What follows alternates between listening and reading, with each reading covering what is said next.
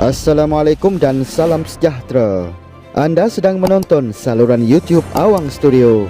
Perkembangan sukan bola sepak. Kelayakan Piala Asia bawah 23 tahun 2022 dijangka akan berlangsung pada Oktober depan. Dan siapakah pemain muda negara yang mungkin menjadi tunjang skuad tersebut? Menurut statistik daripada Opta J, 18.5% pemain muda mendapat peluang bermain dalam Liga Super musim ini. Ia merangkumi 58 pemain berusia bawah 23 tahun yang telah meraih minit permainan musim ini dan majoritinya daripada Terengganu FC. Selain itu, pertandingan ini bakal memberi peluang buat pemain muda yang menyerlah di Liga untuk mempamerkan kemampuan mereka bagi dinilai oleh pengendali skuad kebangsaan Tang Cheng Ho untuk dipanggil ke skuad Harimau Malaya nanti. Berikut adalah 11 pemain yang wajar dipertimbangkan oleh S. Balachandran untuk diberikan peluang ketika ini. Yang pertama, Luqman Hakim Samsudin. Penyerang muda yang beraksi bersama Kevin Kotrick di Belgium ini wajar dipanggil untuk bersama rakan-rakan seusia dengannya. Mungkin agak sukar buat dirinya untuk dilepaskan sekali lagi, namun tiada salah untuk kita mencuba. Beliau telah menyertai skuad kebangsaan dalam saingan kelayakan Piala Dunia 2022, Piala Asia 2023 di Dubai, UAE pada awal Jun lalu. Di sana beliau telah meraih caps pertamanya apabila membuat penampilan ketika menentang Bahrain. Kedua, Arif Aiman Hanafi. Tidak dinafikan Arif Aiman adalah nama wajib untuk menjadi tonggak penting skuad B23 tahun negara kali ini. Beliau telah tampil sebanyak 830 minit daripada 1170 minit sepatutnya di Liga Super bersama JDT. Beliau juga turun bermain di AFC Champions League ACL.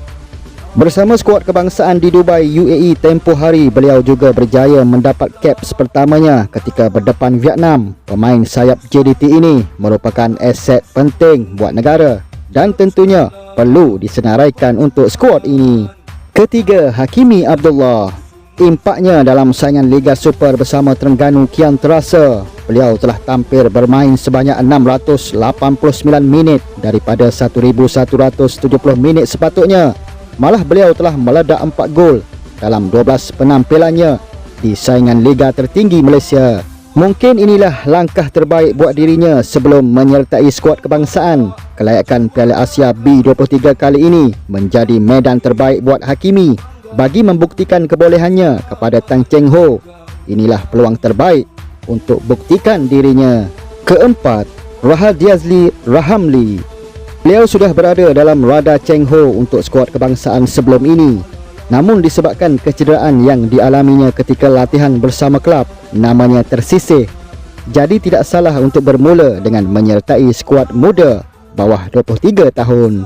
Skuad muda negara memang memiliki penjaga gol seperti Firdaus Imran, Sheikh Izzahan Nazli dan Azri Ghani. Namun ketinggian pemain ini lebih menarik perhatian dan juga dijangkakan bakal menjadi pilihan utama skuad negara di masa akan datang.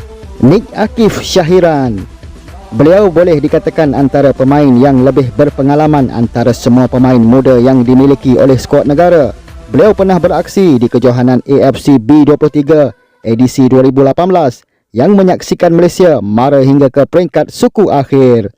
Bersama Terengganu FC dalam saingan Liga Super musim ini, beliau telah membuat 9 penampilan dan tentunya jentera tengah skuad muda negara masih menagih sentuhannya untuk mencorak serangan ke kubu lawan. Calon kapten skuad ini, Azmir Arif, Penang FC.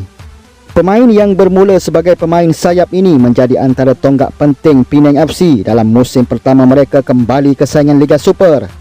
Beliau ketika ini beraksi sebagai bek kiri dan prestasinya agak memberansangkan.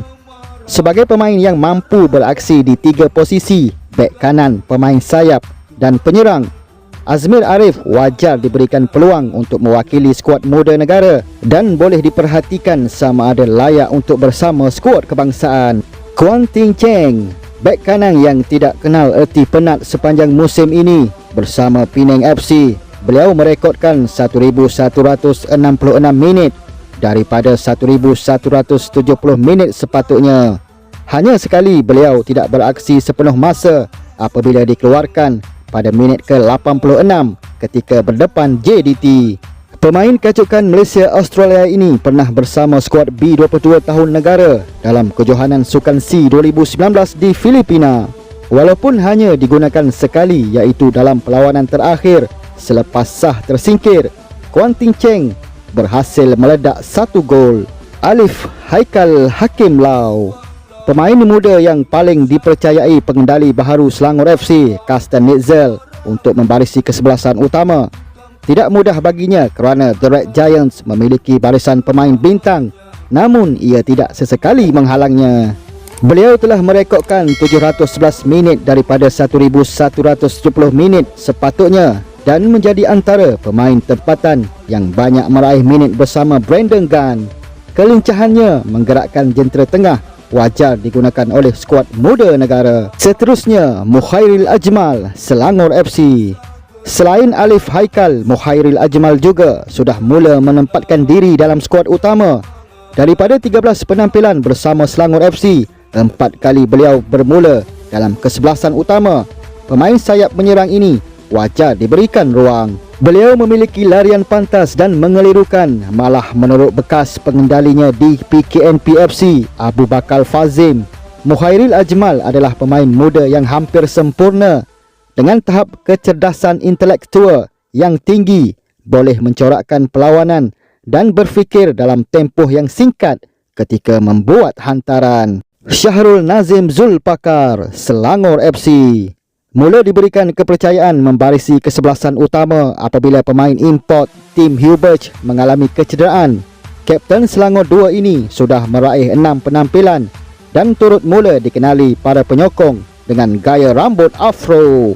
Bermain di posisi bek tengah, pengalamannya bersaing dengan penyerang-penyerang import di Liga Super wajar diberikan perhatian dan diberikan ruang untuk bersama skuad Harimau Muda dalam kejohanan sebegini untuk pengalamannya. Dan yang terakhir, siapa tidak kenal dengan pemain ini? Juga dipanggil sebagai budak TikTok, beliau adalah Ahya Rashid.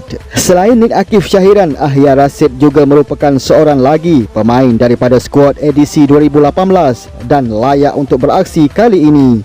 Pengalamannya bersama skuad muda dan juga senior negara wajar dimanfaatkan dalam saingan kali ini. Prestasinya bersama skuad kebangsaan dalam kelayakan Piala Dunia tempoh hari juga tampak baik, walaupun beliau jarang mendapat tempat dalam saingan Liga Super bersama JDT. Beliau masih layak untuk bersama skuad ini buat kali terakhir. Sekian ulasan, itulah 11 pemain muda yang wajar ada dalam skuad kelayakan Piala Asia bawah 23 tahun kali ini. Jika anda ada nama-nama lain untuk disenaraikan, bolehlah menulisnya di ruangan komen di bawah. Akhir kata, sayangilah bola sepak kita. Sekian berita, layari saluran YouTube Awang Studio untuk lebih banyak klik berita dan isu semasa bola sepak Malaysia. Silakan untuk subscribe channel ini supaya anda tidak ketinggalan info-info yang menarik di masa akan datang. Salam hormat dan Assalamualaikum.